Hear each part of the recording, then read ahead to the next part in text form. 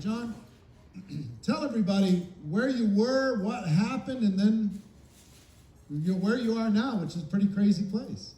Okay, well, thank you, Eric, and it is just an honor to be a part of this. And I mean, the impact that you have had on this industry of network marketing. I remember 11 years ago in the Courtyard by Marriott with a flip video when we did $1 million interview. Anyway, it just blows me away what you've done here and the impact you've had. You know, guys, I grew up in a small town in Minnesota. Right out of high school, I went to work in a potato chip factory. I was a welder.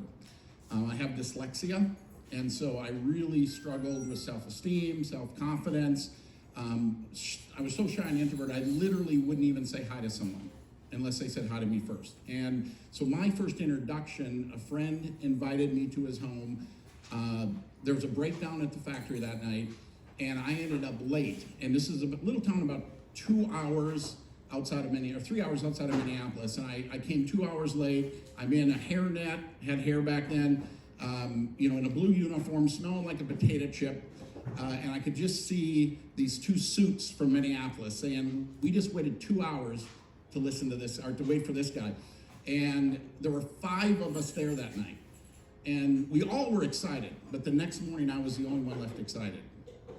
There's something that I saw a possibility. Now, my goal wasn't to make the money I've made. My goal was to make some extra money. I couldn't even imagine, I didn't want to bring anybody into the business because I'm like, why would I want to create my own competition? The first person I sponsored was my brother, and that was because we had made a pact between us that no one else was to know about this. And so that's the way I entered the industry, trying to keep it a secret. So, you know, if you're asking yourself, can you do this? You can absolutely do this. I mean, I was introverted, shy, no self-esteem, no self-confidence, trying to keep it a secret. But I took that first step, and then I took that next step, and I became a student of the industry. What was the breakthrough? The breakthrough for me, actually, because, you know, this was a water filter, and we knew each other back then. I wasn't, and I was knocking on doors. In December of 1988 trying to sell these filters. And I went to an event in Fargo. And I went up to the presenter after it, and I said, "This was unbelievable. I'm going to canvass Fargo and just get a lot of filters out." And he said, "You're going to do what?" And I said, "Yeah, I'm going to knock on doors and get these filters out." And he said, "I made $203,000 last year." And he said, "If you told me I had to knock on doors to do it, I'd have never done it." And he says, "Who's your upline?" And I told him, he says, "You're actually in my downline." He brought me up to his room and he showed me the concept of selling the opportunity versus just trying to sell the product. And it was a paradigm shift. A few months later, I went full time. But at that time, all I saw was the product. I didn't see the opportunity to recruit or to sell the opportunity. I was just interested in the product at that time. You've been one of the best students of the profession that I've seen. How much have you invested in yourself and in your growth and in learning and developing, you know, getting coached, mentored, all that stuff in order to be able to achieve the level of success you're achieving now? You know, I've thousands and thousands of dollars. One of my very first programs from a personal development standpoint, because that's what network marketing is, right? Yeah, it's a sure. personal development program with a paycheck. But one of the first programs I bought was Tony Robbins' 30 Days to Ultimate Success. And I remember take 2. It said, "Congratulations, you've just made it further than 90% of the people."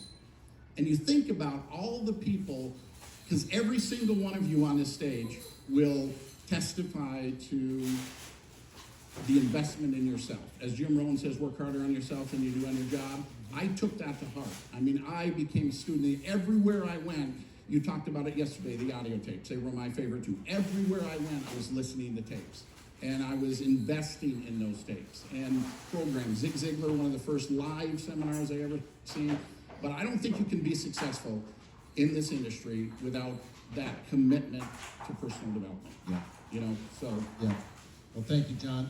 Stefania, in order to be successful faster, what advice would you give them?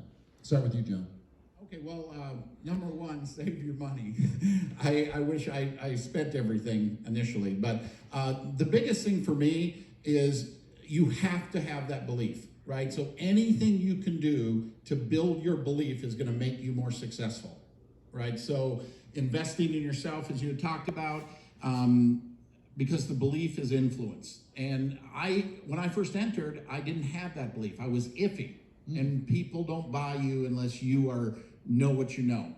So build your belief, invest in yourself. Stefania. So